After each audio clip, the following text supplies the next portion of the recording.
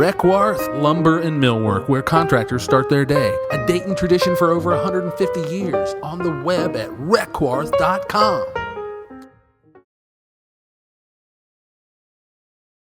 My name is Marc Suda. I'm a Dayton native, graduate from Chaminade, moved away for about 16 years after that. Where to? I lived in Philadelphia and Denver. Went to school out in Philly. And then we moved back here in 2004, and I'm on the back side of the block I grew up on. Okay. Where did you grow up originally? The 200 block of row, which is literally across the alley, and my mother still lives over there. Okay. So you come back to be with family? That was the main reason. Okay. I think a lot of people come back, and then the cheap housing and great architecture didn't hurt.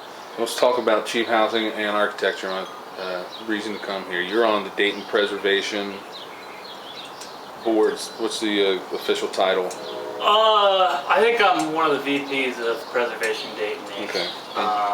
And then I was the Five Oaks Neighborhood Improvement Association president until this January. I did that for 4 years. How do you feel the neighborhood has improved, or? I think we've been slowly coming up. There's still some work that needs to be done, but we were on the early end of some of the demo that went through, getting some of the really high density, bad condition vacants out of here, and then worked quite diligently to create a couple pocket National Register districts in the neighborhood, and got those locally designated almost a year ago now. Okay, so we're in a National Historic neighborhood. Yeah. With brick-lined streets, beautiful homes. I mean, and if we could just convince the city to keep to unpave the streets, this has been here for 90-some years, and there's no potholes on it. Sure. Talking about Julienne too, the building, which we'll see here in a bit. It looks like it's pretty much done. Am I correct?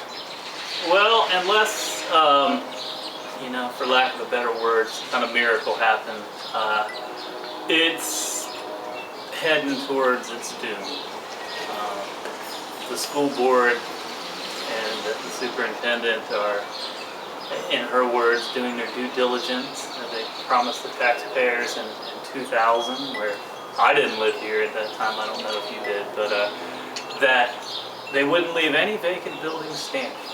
So, it doesn't matter that it's listed on the National Register and listed under Ohio's most endangered historic sites from Preservation, Ohio. They were surveying it and bidding asbestos removal with a group of other properties last time I checked. Now, there's no guy, I won't mention his name, but he was the maintenance director for a city school district that had several old turn of the century, not this past one, the one before, buildings in it. And one thing he told me once was, as long as I keep the roofs on these buildings in tip-top shape, everything else takes care of itself, pretty much. We just have to keep them clean inside. Is there any of that is that kind of vision lacking in the city when it comes to some of these places, doing some of the getting some sort of roof fund for these places? Because if nothing else, because if anything, water is going to destroy anything you let them go. They're just going to, the elements will destroy them. Yeah, that, and then the just unwillingness locally, and then the directive from the state and the rules were highly weighted against urban districts and the preservation of any old buildings. And part of that's really based on a formula of the size. Dayton's a shrinking city. schools were built for a bigger population. You know, they do a little calculation on their ideal school building. It's supposed to be 73,000 square feet for 453 students or something. Julienne's 160,000, doesn't fit in the mix, so you got to tear it down.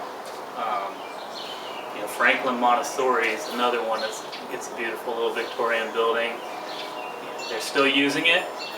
As soon as they move into River's Edge, the plan is to demo it. It's not even as big of a property. I mean, Julienne, you have some legitimate logistic issues with the size of the property and the way it's laid out, but it's all doable. Do you think there's a certain element, maybe I don't know if you described it as a corporate element within American society that doesn't want us to know the greatness of our past as is emblem through these buildings? I mean, you go through one of the things I took I took a year of art history at Cincinnati, and one of my favorite things we did was go through the cathedrals in Newport and Covington, and diagram the architecture and schools. They were made with such great reverence. As I talked to you on the phone, towards education. You walked in, and this was a place that was, learning was sacred. You could tell just by the craftsmanship and everything that was put into it. Do you think there's something going on to try to get us to completely forget that time existed? I don't think they ever took an art history class. I think it's more about money. It's more profitable to build a cheap building with lesser materials. The only logic that I'll give the school board is their utilities are probably less on these new buildings, but the rest, I mean, they're going to fall apart. They're going to be replacing them in 25, 30 years, and I don't know where they're going to get the money. Well, they'll probably all be dead by then. Or at least moved out, Yeah, most of the school board will be dead by the time. Hopped ship to Georgia, or these kind of things. So the leadership of the school board will, like every other school board throughout time, will be dead when these problems are foisted upon the next generation of Daytonians. Well, and a lot of this, does come down from Ohio and the Austin Pike interchange or the Green. Why create these new areas? Why not put the money in? But you can't claim monopoly as well without owning the whole board. So especially the Ohio School Facilities Commission. Early on, when we took on Julienne, we were working on these National Register districts, and there was a historic consultant that came up from Cincinnati, and the city actually hired him to go around and survey the area. It was bigger than just Five Oaks, kind of that northern quadrant. And in this process, he designated specific buildings and some little pockets where the integrity was still there, that they weren't necessarily sided or modified, and the porches enclosed, and all of those things. They looked like they did when they were built. Julienne was on that, but the city didn't want anything to do with it. So FANIA, the Five Oaks Neighborhood Improvement Association, paid a consultant to do the National Register nomination for the building, and actually was successful in listing it on the National Register. We brought in various folks, and I made a lot of phone calls. Clyde, I can't think of his last name right now, but an architect out of Columbus. He was very influential in changing, they used to call it the 2/3 rule, where if the cost of a rehab was equal or greater than 2/3 the cost of building a new building, they had to just tear down the building. And the rules on the rehab, are really bizarre too. The costs are exorbitant, and I don't think they necessarily have to be. But he did a school in, I think it was Greenfield. It was McLean High School. It's listed under the National Trust sites. They had a cooperative school board there. They didn't want to lose their old building. They turned it into a school and community center. Next question. What kind of alternative uses? I've always thought a great idea. City of Dayton is always having problems with keeping the teacher population, keeping good teachers as well.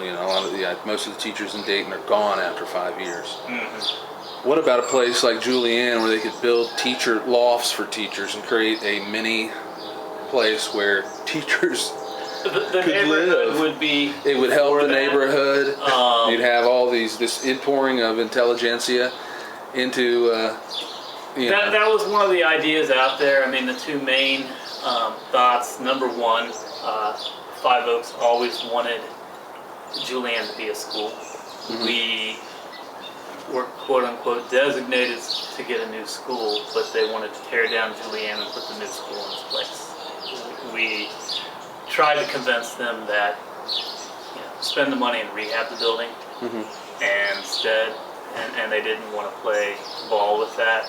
I mean, some of that is the rules from the Ohio School Facility Commission. Others is it was just a tiny little speck in their radar, and even if you went and brought it up to their attention, they're on to other things. They don't want to concentrate on a project like that where you can run into problems. Also, there was a couple developers who did talk about senior housing or public servant housing, or even a mix with, school in part of it, retirement housing, or, you could have all phases from people who just want a condo and don't want yard work to someone who needs nursing home care. Yeah, that's just, I think that's natural for some of these old schools. People want, it would make great loft. They would. I mean, they've got, Julienne, all kinds of woodwork, uses. maple floors, it's got high ceilings. Even if you had to, you could drop the ceilings probably 3 feet and still have a 12-foot ceiling. Mm-hmm. And lots of natural light. Okay. Well, let's go, can we walk down to Julienne? I'm a little biased, but this is probably one of the nicest streets around. Yeah. Well, you should be biased about your own street.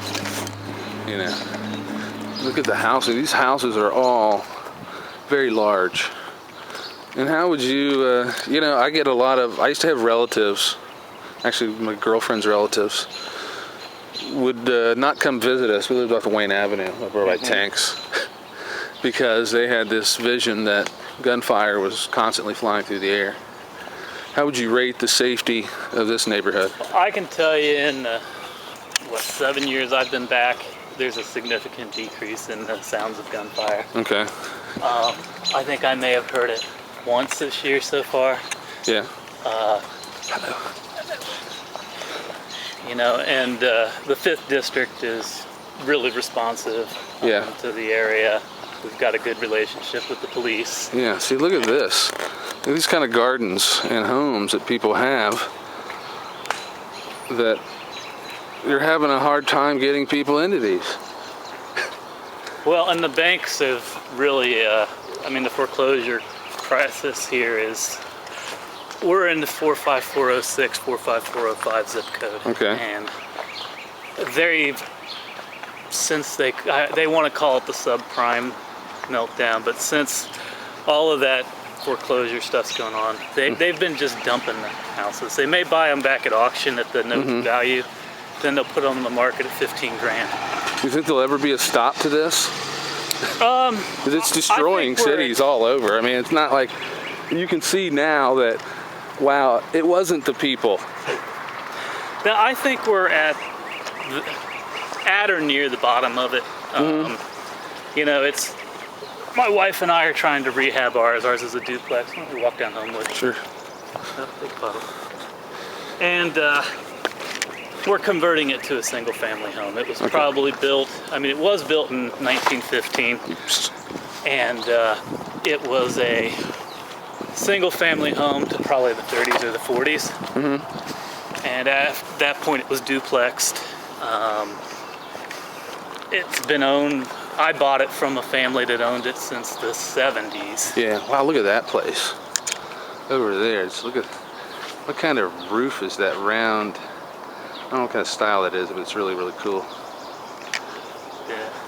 Some of these places just take here.